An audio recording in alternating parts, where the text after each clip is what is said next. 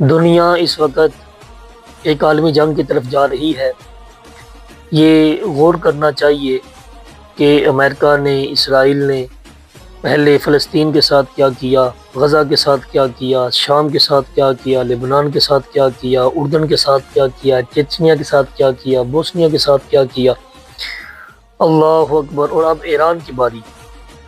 ایران کے آج جو سپریم لیڈر ہیں ان کو بچوں سمیت شہید کر دیا گیا، نواسیوں سمیت شہید کر دیا گیا۔ تو یہ ایک انتہائی افسردہ حالت ہے اور ایک افسوسناک یہ خبر ہے کہ کس طرح وہ اپنی بربریت اور جارحیت کر کے دنیا کے سارے ممالک میں سے ایک ایک ملک کو وہ چنتا جا رہا ہے۔ اور اب ان کا اگلا ہدف یہ ہے کہ اب کوئی بھی ایسا اسلامک ملک نہیں ہے جس کے پاس ایٹم بم ہو اور ہم نے ان کے پاس ایٹم بم رہ کے دینا ہو۔ اس بات پر وہ بڑا زور لگا رہا ہے۔ ایران کی طرف سے بھی یہ بات کر دی گئی ہے کہ اب ہم جو سپریم لیڈر ہیں ان کا ہم بدلہ لیں گے، بدلہ لیے بغیر ہم چین سے نہیں بیٹھیں گے، اور ہم جو مجرم ہیں ان کو کفِ کردار تک ہم پہنچائیں گے۔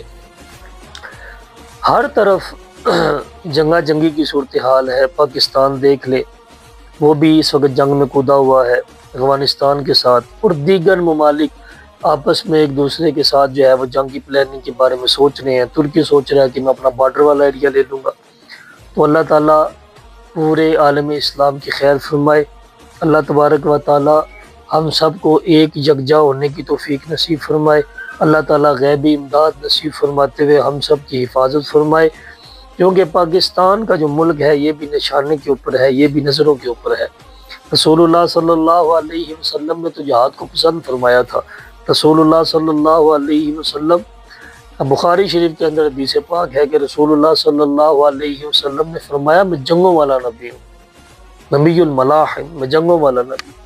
اور ایک حدیث پاک میں فرمایا کہ اگر مجھے یہ خوف نہ ہوتا کہ میرے دنیا سے چلے جانے کے بعد میری امت کا کیا بنتا، تو میں اللہ کی راہ میں جاتا، شہید کر دیا جاتا، پھر میں زندہ ہوتا، پھر میں جہاد جو ہے وہ اللہ کی راہ میں لڑتا، پھر میں شہید کر دیا جاتا، پھر میں اللہ کی راہ میں زندہ کیا جاتا، پھر میں اللہ کی راہ میں لڑتا، ثم اقتل، پھر میں شہید کر دیا جاتا۔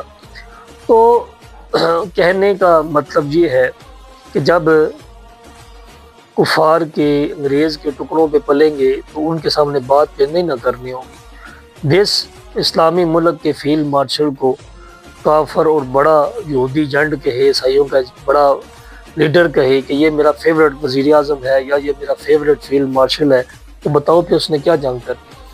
جب آپ ان کی جگہوں پہ جا کے، آپ جب ان کی تقریریں کریں گے، آپ جب ان کے پاس جا کے آپ ان کو آنکھیں ماریں گے اور تالیاں بجا کے کہیں گے کہ پیس جو ایوارڈ ہے وہ ان کو ملنا چاہیے اور اگین ملنا چاہیے، تو پھر کیا ہو جائے گا، پیچھے کیا رہ جائے گا۔